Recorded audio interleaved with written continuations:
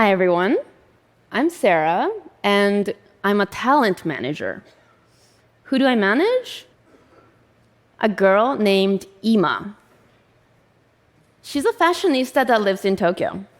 She posts about her life and her outfits on social media platforms like Instagram, TikTok, and X. She has a younger brother named Zen that she always gets in a fight with, a little dog named Einstein that she takes for walks. Her favorite food is yakitori, and she sits first row at fashion shows and dances to TikTok videos. Yep, just a normal girl online. Except she doesn't exist. She's a virtual human made from CGI, born in 2017. In other words, she's a fictional character made from 3D softwares, a unique blend of softwares like Maya and Unreal Engine, and a bit more. She's not a mimic or a copy of anyone that's existing in real life. She's a complete original character. These are some of her Instagram posts. The middle one is her brushing her teeth when she's virtual. The other one, it says, hashtag, I think I'm CGI, but these dogs are real. This one goes, I cut half my bang off. Is it gonna grow back even though I'm virtual? These are some of her other TikTok videos. Oh, and that brother that she has? Yep, you guessed it. He's not real either. I wish he was, though. We manage him and dozens other virtual humans around the world. And in the near future, we're integrating them with AI so that they become autonomous virtual humans that you can have a conversation with. This is a little demo video. Nice to meet you, John. Feel free to ask me anything. Nice to meet you too. How are you? Nice to meet you. I'm feeling good today. How about you? How does it actually feel to be fused with AI? Yes, they exist in the virtual world, but these virtual humans have an impact in our real world too. Ima has repeatedly shared her opinions on real-world issues, including climate change and Black Lives Matter. She initiated a community get-together in the virtual world during COVID for people who are feeling lonely and isolated. She also shares about her Japanese culture and subculture to her global audience. For these actions, she was actually chosen as one of a Forbes Woman of the Year, right beside the likes of climate change activist Greta Thunberg and former US First Lady Michelle Obama. She's also been featured in Tokyo 2020 Paralympics in the closing ceremony and has been awarded an award from the government of Japan for her actions in going to Cambodia and voicing about its domestic violence issues. She's also in real campaigns. She's worked with brands from Amazon, Porsche, BMW, skincare brand SK-II, IKEA, and more. Right now, you can actually see an ad of her all over the world with her campaign with Coach, Ribeside co-star Lona Sachs. She's also in real magazines on the covers from Harper's Bazaar, Vogue, and Wonderland.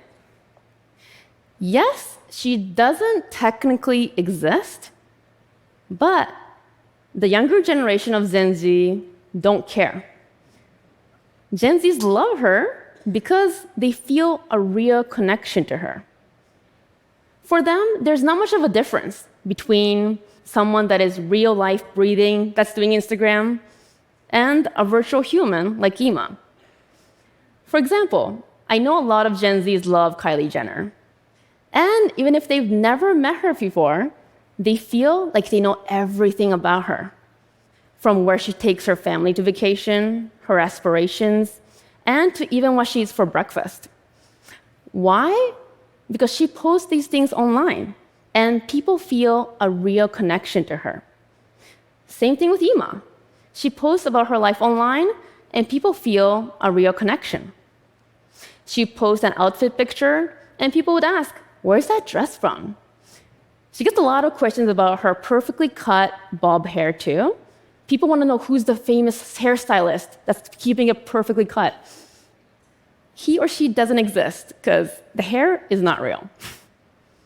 Like this, people love interacting with her, sharing about their life to her, and even giving her real life advice when she needs it.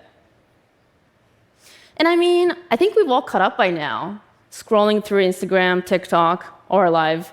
What's really real in the virtual world, anyways? Now, does all of this scare any of you? Maybe it does, but I promise I'm not a scary AI, evil virtual human scientist. I'm actually quite the opposite. I'm a human lover.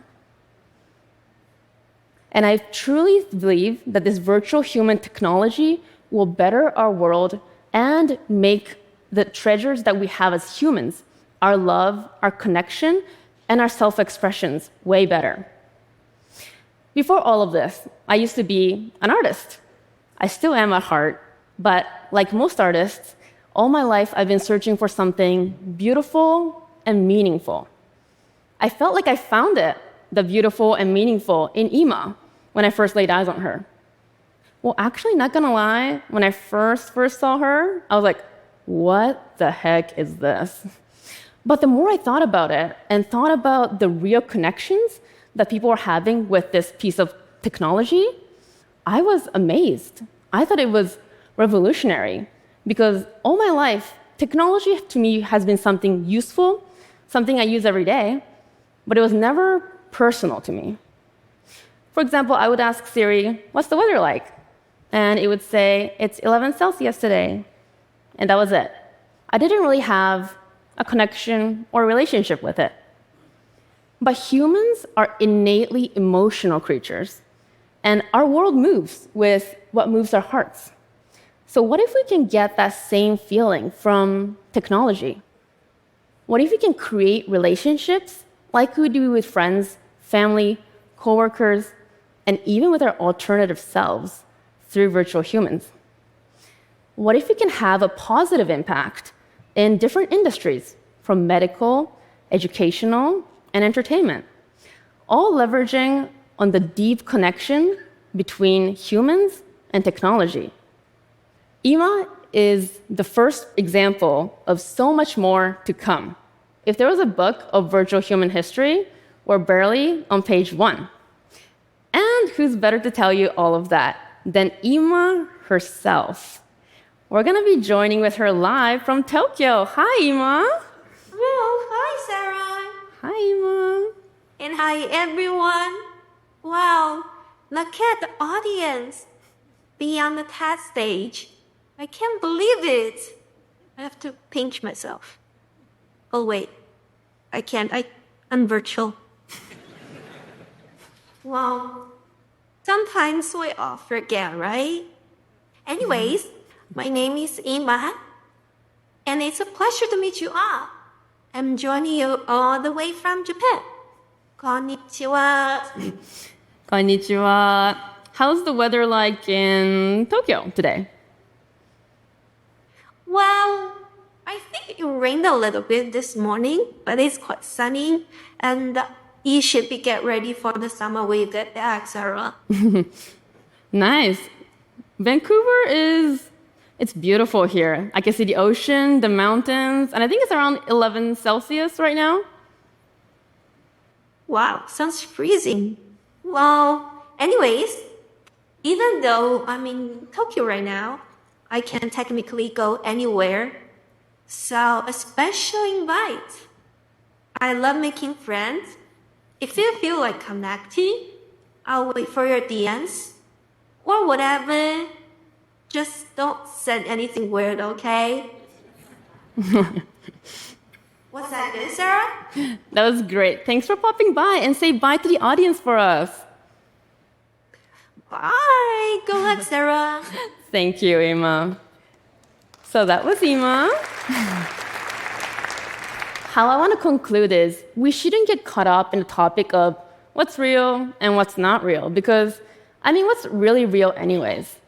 we should get away from the dystopian narrative of the virtual world that we have and seize possibilities for human connection and possibilities for human expression. Because human possibility is same as technology.